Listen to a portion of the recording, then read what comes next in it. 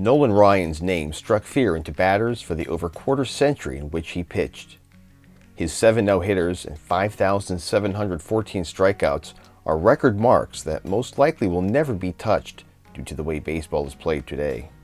Even in his mid-40s, his fastball was a challenge to keep up with, and his presence on the mound was not challenged lightly. In 1993, Ryan was 46 years of age and winding down his Hall of Fame career. Prior to the season's start, he announced it would be his final year in active competition, his 5th with the Texas Rangers franchise. The Express signed as a free agent with the Houston Astros prior to the 1980 season, thus had been pitching for a Lone Star State team each of the last 13 years. The Rangers hadn't finished better than 3rd in their division since 1986, and were hoping for a magical season to send Ryan off into his life's next chapter.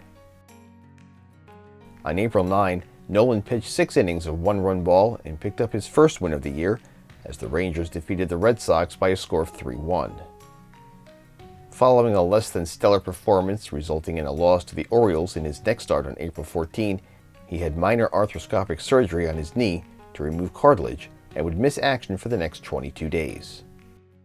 He returned May 7, and following that game, another subpar outing and loss to the Royals, he would land on the disabled list for 72 days with a strained hip. At evening's end, the team fell from 1st to 3rd place in the standings and would not claim or share a division lead the rest of the year. By the time Nolan's 4th start occurred, it was already July 19, and the team was barely over 500. He chalked up 6 strikeouts and picked up a win against the Brewers in what was a welcome sight and feeling overall. He looked a healthy pitcher again, and the team was only 2 games off the division lead. July 25th saw Nolan struggle against the Blue Jays, lasting just 5 innings for a no decision in a game that the team eventually lost. His ERA had ballooned to 5.47. On July 30, the Rangers were still hanging around the 500 mark, not a satisfying place to live so deep into the year. Nolan lost to Oakland that day.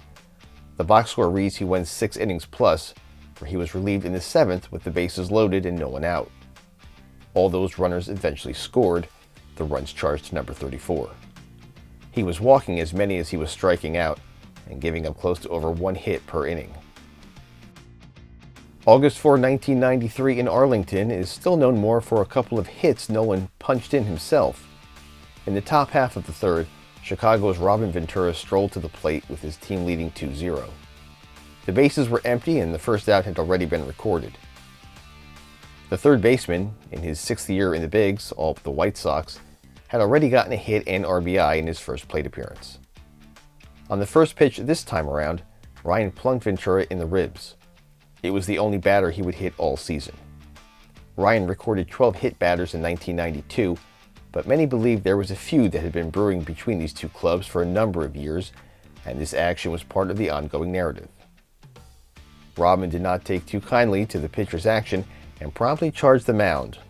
What happened next was unexpected, both in terms of how you think a pitcher would handle the situation and in the way this legendary pitcher did handle himself. This was Texas heat. Over 22,000 batters faced, over 5,000 innings pitched. He was the reason the fans had come out, to watch a master use his magic in telling yet another story through the dips and patterns of a small ball. For some in attendance, this would be the last time they would witness such marvels. Nolan stood his ground and waited for his adversary to sprint the 60 feet and make the first move. A costly one at that. There is yet to be a stat I've discovered regarding how many times a certain player has charged a pitching mound after being hit by a pitch, but for Chicago's number 23, he looked like an amateur. Texas put up a 5 spot in the 6th inning and came back to win the game 5-2. Boys will be boys, and aside from all the grown-up schoolyard festivities, Ryan went back to work on the mound 6 days after his victory to face one of his former teams. On August 10, he picked up a win against the Angels. Back in the day, he pitched 4 no-hitters in his 8 years with the California franchise. In his 3rd start within 12 days, Nolan picked up his 3rd straight win, this one against the Indians. Between the White Sox game that featured fisticuffs and August 15, Texas picked up 2.5 games in the standings. Unfortunately for fans of the Express, the Cleveland game would be his last career victory. Even more disappointing is that there were still 4 starts left in his tank. Another quick turn in the rotation came 6 days later when, on August 21st, the Rangers lost to the Orioles 6-5. Ryan was given a no decision when he left the game after 3 innings, down 4-1. The big hit was a first-inning Mike Pagliarulo grand slam, which was promptly knocked out to right field. Texas staged a comeback and took a brief lead in this game, but a walk-off single by Mark McLemore in the 12th ended any hope. During the contest, Nolan pulled a ribcage muscle fielding a ground ball. The injury caused him to miss 20 days, increasing his season total to 114 on the DL. In his last pitching appearance at home on September 12, Nolan lost to the Twins 4-2. In the 5th inning on September 17, once again facing his former California team, Ryan struck out Angels leadoff hitter Greg Myers for what would be his final career K. He was surrounded by history that evening, sporting a patch on his left sleeve which commemorated the last season Arlington Stadium would be his current team's home. On his right arm were the initials HEC, in memory of former franchise owner Eddie Childs, who passed away 3 weeks earlier. The Angels uniform number 30, which he wore while pitching from 1972 through 1979, adorned the wall in right center field. That's right, a retired number for an active player.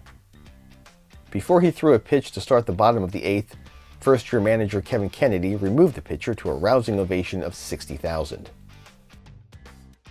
Ryan took a curtain call, knowing the overall end was near.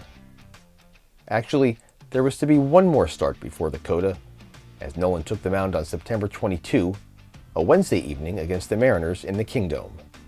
Perhaps he wished the exit in Anaheim was the final goodbye. Seattle's home park was nothing like a park at all. Yes, it had climate control, but the Kingdome looked like a large airplane hangar, nothing regal-looking or pleasant to a baseball fan's eyes. Nolan faced just 6 batters that night, walking 4 of them. Dan Howitt, who hit a total of 5 home runs in his 6-year career, smacked a grand slam home run to left field in the first inning. It was later reported that during his matchup against Dave Magadan, the last batter he would ever face, Ryan tore an ulnar lateral ligament, which is basically the muscle surrounding the elbow. Knowing it was done, the trainers were called upon and he was removed mid-batter, before he managed 30 total pitches and before most of the 40,000 fans had entered the ballpark. He left baseball for the final time with a 3-1 count on the batter. It was the 3rd time ever he left a game without recording a single out. Steve Dreyer is the trivia answer as to the pitcher who replaced Ryan in his final game. The right-hander from Ames, Iowa proceeded to walk Magadan, the plate appearance accredited in Nolan's stat line. The Mariners held on to the lead, winning 7-4, the last contest Nolan Ryan was a part of. But that note didn't matter to the thousands who watched this master perfect his craft for so long. The Texas Rangers finished the 1993 campaign with a record of 86-76, finishing 2nd in the American League Western Division, 8 games behind the Chicago White Sox. It would take 3 more seasons before the franchise won its first ever division title. Manager Kevin Kennedy would last through the 1994 season as skipper before being let go. He would jump to Boston and, in his first year, led the Red Sox to an Eastern Division title. Steve Dreyer pitched in just 2 seasons, compiling a 4-4 record with 34 career strikeouts. Nolan Ryan finished his final year with a record of 5-5 and an ERA of 4.88. His career totals are staggering and need more than just a few moments to digest. He compiled the most strikeouts and no-hitters than any pitcher in history, but sit down before you hear this.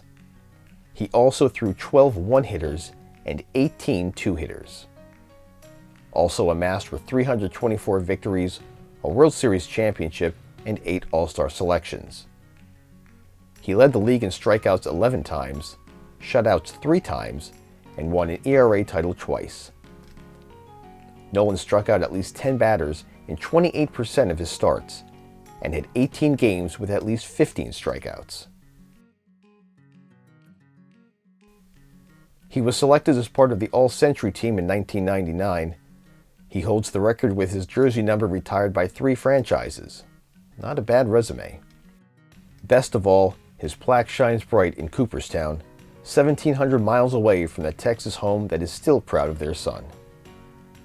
He was selected for induction into baseball's Hall of Fame in 1999, his first year of eligibility, with 98.8% of ballots having his name checked. The Texas Express is Nolan Ryan, and Nolan Ryan is one of the greatest pitchers of all time.